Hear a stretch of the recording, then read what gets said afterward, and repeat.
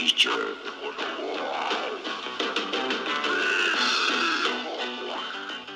What's up, my fellow adventurers? This is Adam at G.I. Joe The Lost Chronicles, deep in the TLC bunker. Welcome to another episode of Creature Feature. Today we're going to take a look at some cool robots, monsters, and overall cool adversaries for your 1/6 scale G.I. Joe adventure team. So here is a really cool figure, guys. This is from the 1999 Warner Brothers movie, The Iron Giant. It is made by Trend Masters. I can remember taking my daughter to the movie theater to see this movie. It was awesome. It reminded me so much of the old television show Gigantor that I grew up with, and came across this several years ago and just had to have him because I thought he looked awesome. So we're going to pull him in so you can take a closer look. Now this figure, guys, he is gigantic. He is gigantic. Really good detail. The mouth opens up. He does have 16 points of articulation. The arms move.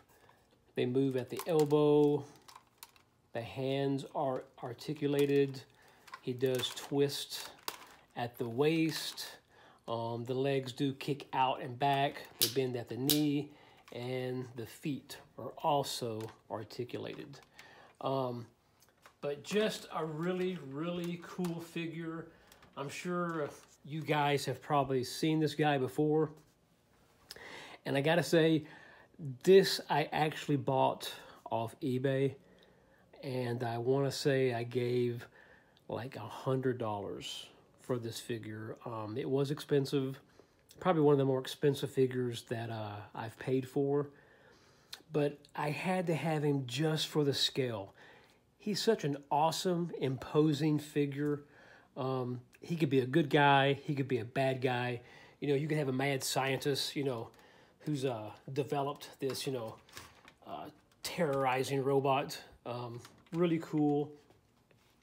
And as always, we'll do a size comparison with Joe. And as you can see, he towers over Joe. I want to say this figure stands 22 inches tall.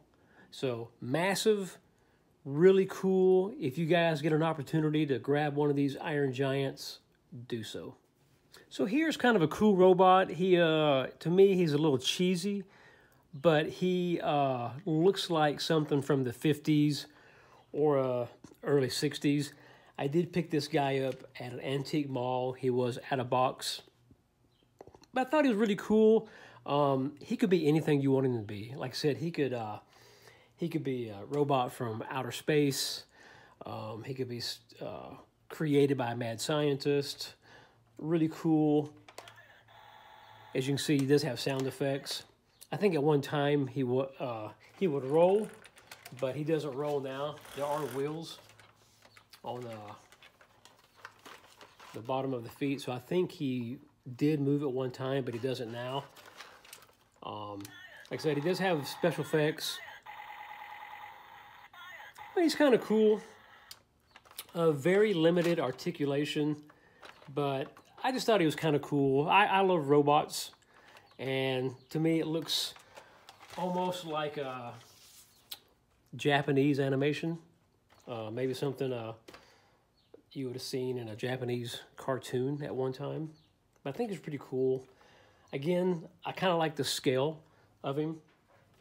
I'm not sure who makes this guy. I've looked, and I don't see any identifying markers on it. But again, overall pretty cool. Again, cheesy.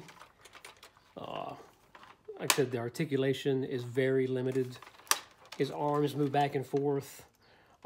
His feet and legs move a little bit, but that's about it.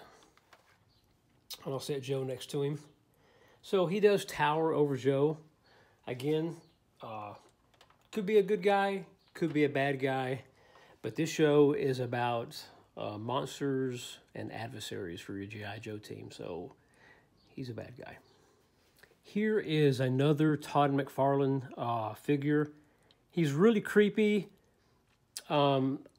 Maybe he's a male Goia, guys. I'm not sure. I know he's not the Violator, but I'm not really up on the Todd McFarlane figures from the Spawn series. But maybe you guys can tell me. Again, I found this guy at an antique mall. He was out of box, but he just really has the creep factor. All of Todd McFarlane's figures do. The articulation is pretty good. The head does swivel. And he has his extreme extruding jaw, which is just, again, creepy. It's got some hair on the back. The arms do go up at the shoulder. They bend at the elbow. The hands do twist. And he's got like these fins or wings going on the arms. But really cool. I like how this guy is painted up. Come up, the legs are articulated. They do kick in and out. They do bend at the elbow. At the knee, excuse me. And the feet are articulated at the ankle. It's really a cool figure. He is a little bit top heavy. Sometimes he doesn't want to stand or he'll fall if you leave him standing up for a long period of time. But pretty cool. Like I said, I like the creepiness of the Todd McFarlane figures. I think they're really cool. Oh, see, there he goes. But like I said, maybe it's a Melgovia. You can tell me, guys. I'm not sure which figure this is. Let's see if I can get him to stand up here. Come on, guy. All right. And we'll put him next to Joe. So he kind of towers over Joe. But he's pretty cool. I think these Todd McFarlane figures are getting a little bit difficult to find. But again, they're really cool. I want to say I gave maybe 20 bucks for this guy. I'll be honest, I can't remember. It's been a few years since I picked this guy up. But cool. If you come across one of these guys, I think you would enjoy it, and I think this would do really well in a photo story. Maybe I've got one planned later on this year. Maybe I can use this guy. All right. Now this is an interesting action figure. I don't quite know who this guy is. I'm thinking maybe, is it a Warcraft character? I'm not sure. I looked up Warcraft. I didn't see this guy. So I'm not quite sure. Maybe you guys can tell me. But really cool. Again, I couldn't find the manufacturer. It is written so small on his foot that I can't make it out who makes this figure. He is quite articulated. The arms move up and down. They bend at the elbow. The hands do twist. The waist does twist.